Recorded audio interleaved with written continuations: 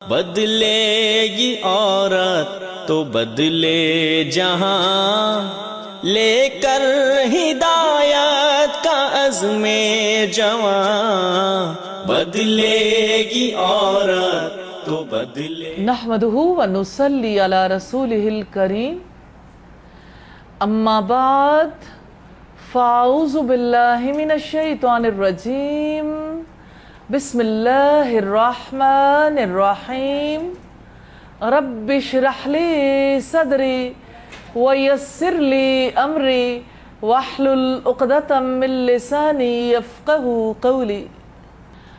آج کے دن پہ پہلی چیز جو ہم دیکھیں گے وہ مثالی مسلمان عورت پر عائد کردہ واجبات ہیں جو اس کی زندگی اور اس کے کمال کا سرچشمہ ہے۔ ہماری سعادت، ہماری نیک بختی ان واجبات پر منحصر ہے، اس لیے انتہائی خلوص اور انتہائی سچائی کے ساتھ ان پر عمل پیرا ہونے کے لیے کمر بستہ ہونا چاہیے۔ ان واجبات کی تعداد 7 ہے، جن میں سے پہلا واجب نماز کی حفاظت ہے۔ رب العزت کا فرمان ہے، ان الصلاۃ کانت علی المؤمنین کتابا موقوتا، یقیناً مومنوں پر نماز وقت کی پابندی کے ساتھ فرض کی گئی۔ نماز فرض ہے، وقت کی پابندی بھی فرض ہے۔ وقت کی پابندی کے لیے محمد صلی اللہ علیہ وسلم کے پاس حضرت جبریل علیہ السلام آئے تھے، ایک ابتدائی وقت میں اور ایک آخری وقت میں نماز ادا کر کے نماز کے اوقات کو ہمارے لیے واضح کر دیا۔ لیکن یہ بات واضح ہے کہ اول وقت افضل ہے، اور نماز کے وقت کی حفاظت سے مراد اول وقت کی حفاظت ہی ہے۔ دوسری چیز جو نماز کے حوالے سے توجہ طلب ہے وہ یہ کہ نماز کس مقصد کے لیے ادا کرنی ہے۔ سورۃ طٰہٰ میں رب العزت نے فرمایا، وَأَقِمِ الصَّلَاةَ لِذِكْرِي، نماز کو میری یاد کے لیے قائم کرو۔ تو نماز اللہ کی یاد ہے۔ بات یہ ہے کہ اللہ تعالیٰ نے انسان میں اپنی روح پھونکی ہے۔ انسان کی روح بے قرار رہتی ہے جب تک کہ اوپر والے کے ساتھ اس کا تعلق نہیں جڑتا۔ یہ بے قراری دن کے کثیر حصے میں، رات کے کثیر حصے میں انسان پر طاری رہ سکتی ہے۔ اسی وجہ سے رات اور دن میں 5 نمازیں فرض کی گئیں۔ تو یہ نماز کیا ہے؟ یہ اللہ رب العزت سے رابطہ ہے، کنیکٹیوٹی ہے۔ اب دیکھیے، جیسے آپ کا موبائل ہے، موبائل میں چارجنگ ختم ہو جاتی ہے تو آپ نئے سرے سے اسے چارج کرتے ہیں تاکہ اس کو استعمال کر سکیں۔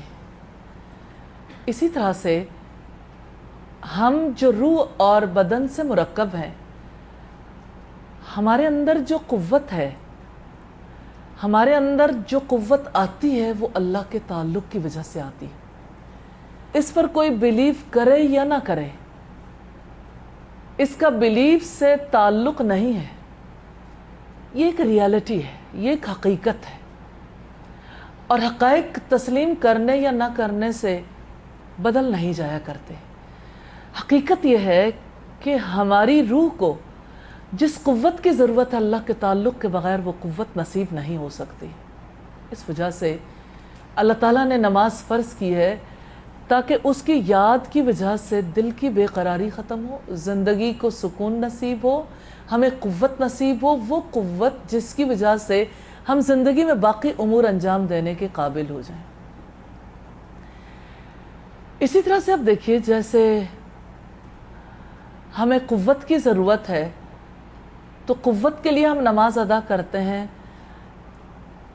اسی طرح قوت کے لیے اور کام بھی ہیں، جیسے اللہ کا ذکر، اللہ کی یاد۔ تو نماز کے لیے جب اللہ تعالیٰ نے یہ کہا کہ وَأَقِمِ الصَّلَاةَ لِذِكْرِي، میری یاد کے لیے نماز قائم کرو، تو اس کا مطلب یہ کہ اصل چیز یاد ہے جس نے قوت دینی۔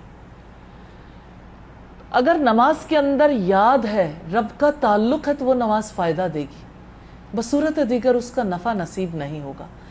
اس لیے نماز کے بارے میں اچھے طریقے سے جاننا، اس کی حقیقت کو سمجھنا، اس کے آداب، ارکان اور اس کے واجبات، اس کی سنتوں کو سمجھنا ہماری ضرورت ہے۔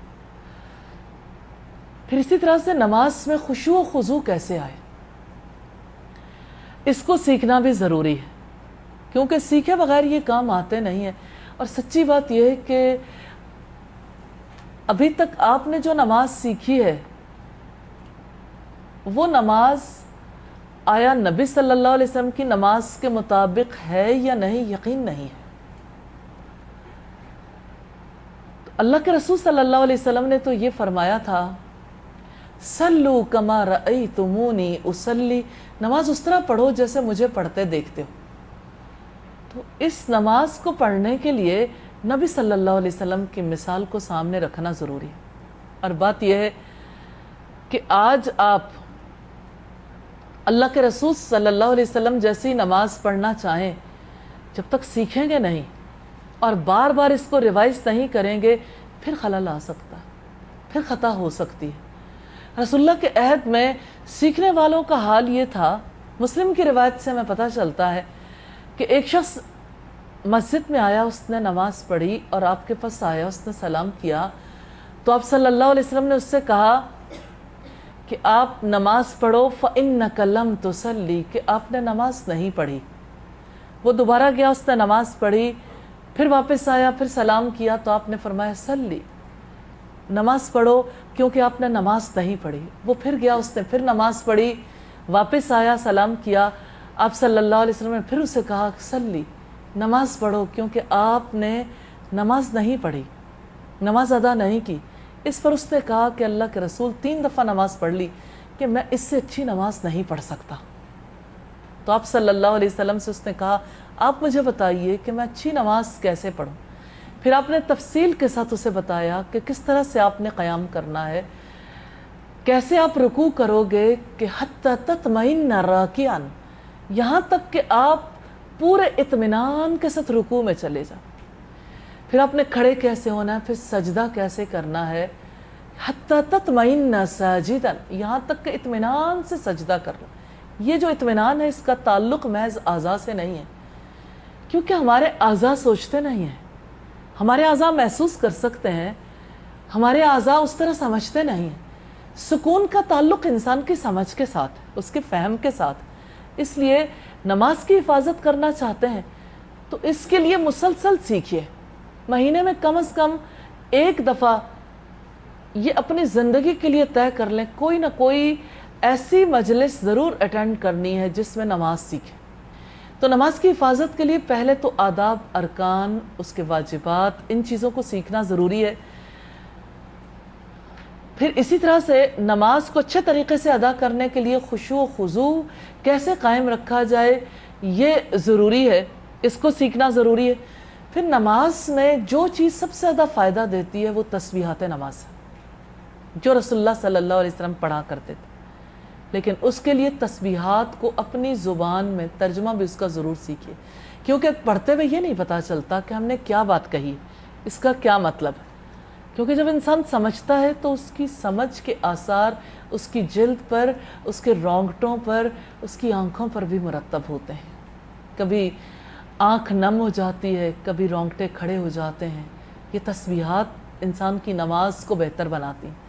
اسی طرح سے نماز کے بعد کے اذکار، ان کو ضرور پیش نظر رکھیے، کیونکہ یہ اذکار اللہ کے رسول صلی اللہ علیہ وسلم کیا کرتے تھے۔ 1 بار اللہ اکبر، 3 بار استغفر اللہ کہنا، پھر اللہم انت السلام، پھر لا الہ الا اللہ وحدہ لا شریک لہ۔